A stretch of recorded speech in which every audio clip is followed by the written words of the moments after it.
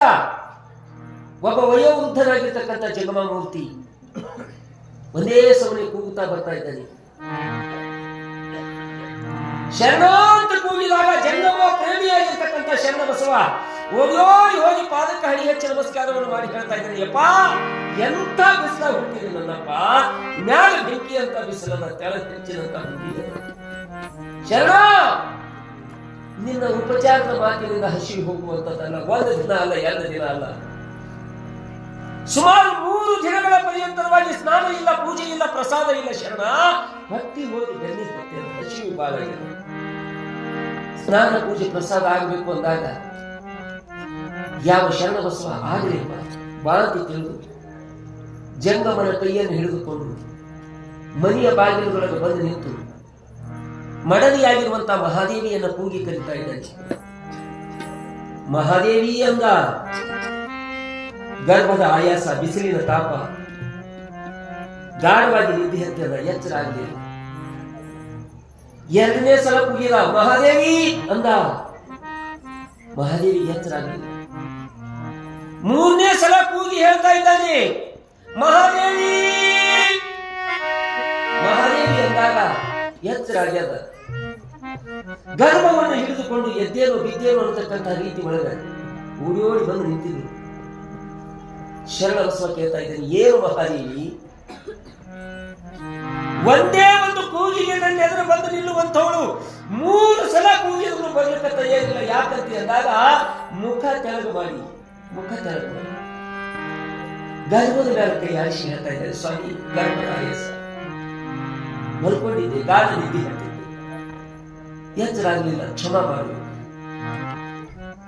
ಸೂಕ್ಷ್ಮ ಮತಿವಂತನಾಗಿರ್ತಕ್ಕಂಥ ಶರಣ ಬಸವ ಹುಟ್ಟದೇ ಇದ್ದ ಈ ಮಗು ದಾಸೋಹಕ್ಕೆ ಇಷ್ಟು ಅಡ್ಡಿ ಮಾಡತಕ್ಕಂಥದ್ದು ಬಳಕ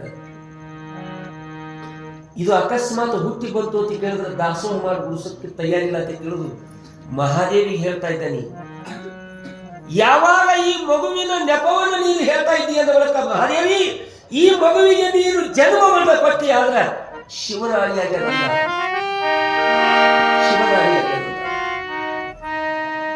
ಎರಡೂ ಕೈಗಳಿಗೆ ಕಿವಿಗಳಿಗೆ ಕೈ ಹಚ್ಚಿ ಶಿವ ಶಿವ ಅಂತ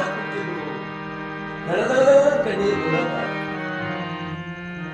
ನಾನಾ ರೀತಿಯಾಗಿರ್ತಕ್ಕಂಥ ಕನಸು ಕಂಡಿದ್ರು ಮಹಾದೇವಿ. ಹೊಟ್ಟೆಯಲ್ಲಿ ಇದ್ದ ಈ ಮಗು ಯಾವಾಗ ಎತ್ತಿ ತೊಟ್ಟಿದಲ್ಲಿ ಹಾಕಿ ತೂಗಿ ಜೋಗಳ ಹಾಕಬೇಕು, ಯಾವಾಗ ಮುದ್ದಾಡಬೇಕು, ಯಾವಾಗ ನನ್ನ ಕಂದ ಅಂತ ತಿಳಿದು ಎತ್ಕೋಬೇಕು ಅಂತ ತಿಳಿದು ಕನಸುಗಳನ್ನು ಕಂಡಿರ್ತಕ್ಕಂಥ ಮಹಾದೇವಿಯ ಕನಸ ನುಚ್ಚು ಯಾವ ಹಿಂಗೆ ಕಣ್ಣೀರು ಹಾಕೋದು ಕೂತು ಮತ್ತೇನು ಶಾಪ್ ಕೂತಾನೆ ಪುಣ್ಯಾತ್ಮ ಅಂತ ತಿಳಿದು ಬಂದಿರುವಂತಹ ದುಃಖವನ್ನು ತಾನು ತಳೆದು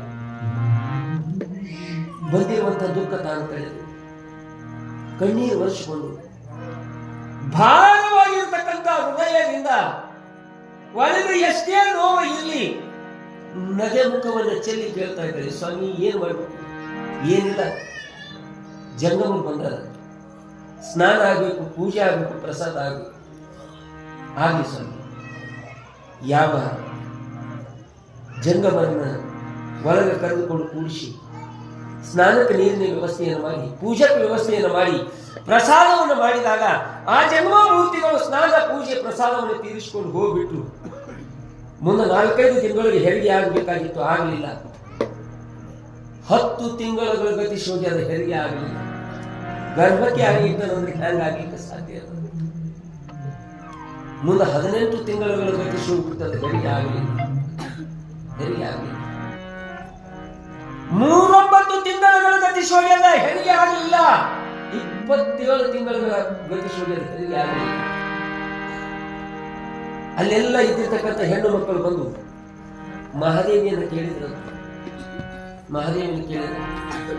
ಏನು ಮಹಾದೇವಿ, ನಿನ್ನ ಕೈ ಹಿಂದ್ಗಡೆ ಗರ್ಭವತಿ ಆಗಿರ್ತಕ್ಕಂಥ ಹೆಣ್ಣು ಮಕ್ಕಳು 1 ವರ್ಷದ ಮಗುವನ್ನು ಎತ್ಕೊಂಡು ತಿರುಗಾಡಕತ್ತಾರ, 39 ತಿಂಗಳಾಯ್ತು, ನಿನಗೆ ಇನ್ನ ಹೆರಿಗೆ ಆಗಿಲ್ಲ ಅಂದ್ರೆ ಬಹುಶಃ ನಿನ್ನ ಹೊಟ್ಟೆಯಲ್ಲಿ ಮಗು ಇರ್ಲಿಕ್ಕಿಲ್ಲ, ಏನಾದ್ರೂ ಗಂಟು ಇದ್ದಿರ್ಬೇಕು ನೋಡು ಅಂದಾಗ ಸದ್ಗುಣ ಸಂಪನ್ನೆಯಾಗಿರ್ತಕ್ಕಂಥ ಮಹಾದೇವಿ ಅಂತಾಳ. ಶಿವ ಯಾವಾಗ ಕಣ್ಣು ತೆರಿತಾನ ಅವಾಗ ಹೆರಿಗೆ ಆಗ್ತಂದಿದ್ರು. ನನ್ನ ಯಜಮಾನರು ನನ್ನ ಗರ್ಭಕ್ಕೆ ಆಣಿ ಇಟ್ಟಾನ, ಶಿವ ಮೇಲೆ ಆಣಿ ಇಟ್ಟಾನ, ಹೇಳಲಿಲ್ಲ. ಶಿವ ಯಾವಾಗ ಕಣ್ಣು ತೆರಿತಾನ ಅವಾಗ ತೆರಿಗೆ ಆಗುತ್ತ. ಎಷ್ಟು ಸರಳ ಜೀವನ. ನಿಜವಾಗಲು ಮನೆತನದ ಮರ್ಯಾದೆ ಉಳಿಸ್ತಕ್ಕಂಥ ಮಾತಾಗಿದೆ ಮಾತು.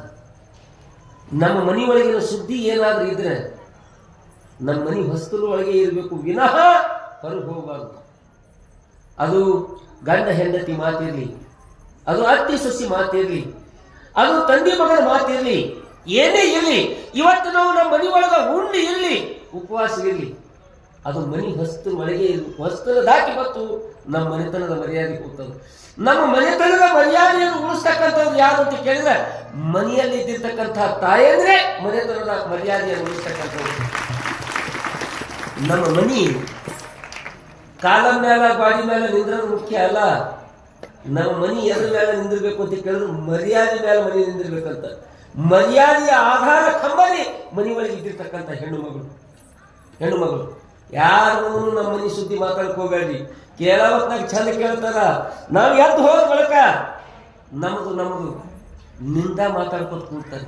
ನಮ್ಮ ಮನೆತನದ ಮರ್ಯಾದೆ ಏನು ಉಳಿತದ? ನಮ್ಮೆಲ್ಲ ಚಂದ ಕೇಳ್ತಾರ, ಕೇಳೋದೆಲ್ಲ.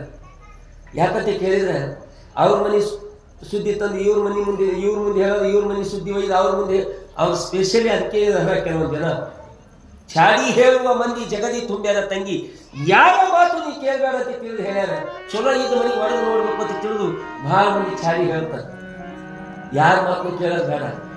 ನಮ್ಮ ಮನೆತನದ ಮರ್ಯಾದೆ ನಮ್ಮ ಹೆಣ್ಮಕ್ಳ ಕೈಯಾಗ.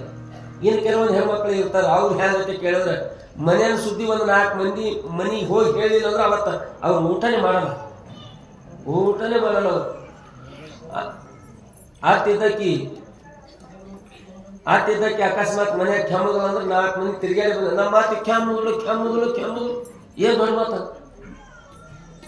ಅದಕ್ಕೆ ಮನೆತನದ ಮರ್ಯಾದೆಯನ್ನು ಉಳಿಸ್ತಕ್ಕಂಥದ್ದು ನಮ್ಮ ಮನೆಯ ಮಾತ ಮನೆಯ ಹೊಸ್ತಿನ ಒಳಗೆ ಇರಬೇಕು, ಹೊರಗೆ ಬರ್ಲಿಕ್ಕೆ ಹೋಗಬಾರ್ದು.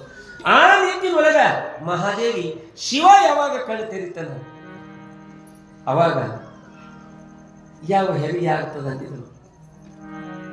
ಸುಮ್ಮನೆ ಹ್ಯಾಂಗ ಕೂಡ್ತಾನ ಪರಮಾತ್ಮ. ಯಾಕಂತ ಕೇಳಿದ್ರೆ ಒಮ್ಮ ಕೊಟ್ಟು ನೋಡ್ತಾನ, ಒಮ್ಮ ಕಸ್ಕೊಂಡು ನೋಡ್ತಾನ, ಒಮ್ಮ ಸುಖ ಕೊಡ್ತಾನ, ಒಮ್ಮ ದುಃಖ ಕೊಡ್ತಾನ. ಇದಕ್ಕೆ ಎದಕ್ಕೂ ನಾವು ಅಂಜಲಿಲ್ಲ ಅಂದ್ರೆ ಕೈ ಹಿಡಿದು ಎತ್ತಾನ. ಹರತನ್ನ ಭಕ್ತರನ್ನು ಅರಿವಂತೆ ಮಾಡುವ, ಇರಿದು ನೋಡುವ ಕಬ್ಬಿಣದ ಕೋಲಿನಂತೆ ಅರಿದು ನೋಡುವ ಚಂದನದ ಬೊಂಬೆಯಂತೆ, ಬೆದರದೆ ಬೆಚ್ಚದೆ ಇದ್ದರೆ ಕೈ ಹಿಡಿದು ಎತ್ತುವನು ಅಂತ. ಅದಕ್ಕ 39 ತಿಂಗಳ ಗತಿಸಿದಾಗ ಒಂದ್ಸಲ ಪಾರ್ವತಿ ಪರಮಾತ್ಮ ಅಂತ, ಪರಮಾತ್ಮ ನಿನಗ ದೀನ ಬಂಧು ಅಂತ ಕರೀತಾರ, ಅನಾಥ ರಕ್ಷಕ ಅಂತ ಕರೀತಾರ, ಸಕಲ ಜೀವಿಗಳ ಒಡೆಯ ಅಂತ ತಿಳಿದು ನಿನ್ನ ಕರೀತಾರ. ನೀ ಭೂಮಿ ಮೇಲೆ ಒಬ್ಬ ಹೆಣ್ಣಾಗಿ ಹುಟ್ಟು, ಅದು ಗರ್ಭವತಿಯಾಗಿ, ಅದು 39 ತಿಂಗಳ ಗರ್ಭವನ್ನು ಹೊತ್ತುಕೊಂಡು ತಿರುಗಾಡು, ಒಂದು ಹೆಣ್ಣಿನ ನೋವು ಏನದ ಅನ್ನೋದು ಗೊತ್ತಾಗ್ತು ಅಂದಾಗ ಕೇಳಿದಂತ ಪರಮಾತ್ಮ ಪಾರ್ವತಿ ಹಿಂಗ್ಯಾಕೆ ಮಾತಾಡಕತ್ತಿದ್? ಮತ್ತೇನು ಅರಳ ಗುಂಡಿಗೆ ಒಳಗೆ ಶರಣ ಬಸವ ಅವನ ಧರ್ಮ ಪತ್ನಿಯಾಗಿರುವಂತ ಮಹಾದೇವಿಗೆ ನಿನ್ನ ಮ್ಯಾಲ ಆಣಿ ಇರ್ತಾನ. ಈ ಮಗುವಿಗೆ ಜನ್ಮವನ್ನು ಕೊಟ್ಟಿದ್ಯಾರ ಶಿವನ ಆಣಿಯನ್ನು. 39 ತಿಂಗಳಾಯ್ತು ಗರ್ಭ ಹುಟ್ಕೊಂಡು ತಿರುಗಾಡ್ತಾನ. ಹೋಗು, ನೀ ಹೋಗಿ ಯಾವ ಆ ಗರ್ಭವನ್ನು ಬಿಡಿಸ್ಕೊಂಡು ಬಾ ಅಂತ ಅಂದಾಗ ಶಿವನೇ ಜಂಗಮನಾಗಿ ಬರ್ತಾ ಇದ್ದಾನೆ. ಶಿವನೇ ಜಂಗಮನಾಗಿ ಭೂಲೋಕಕ್ಕ ಅರಳಗುಂಡಿಗೆ ಬಂದಿದ್ದ. ಸೂರ್ಯೋದಯ ಕಾಲ ಯಾವ ಬಂದು ಮನೆಯ ಬಾಗಿಲಕ್ಕೆ ನಿಂತಾನೆ, ಜಂಗಮ ಮೂರ್ತಿಯಾಗಿ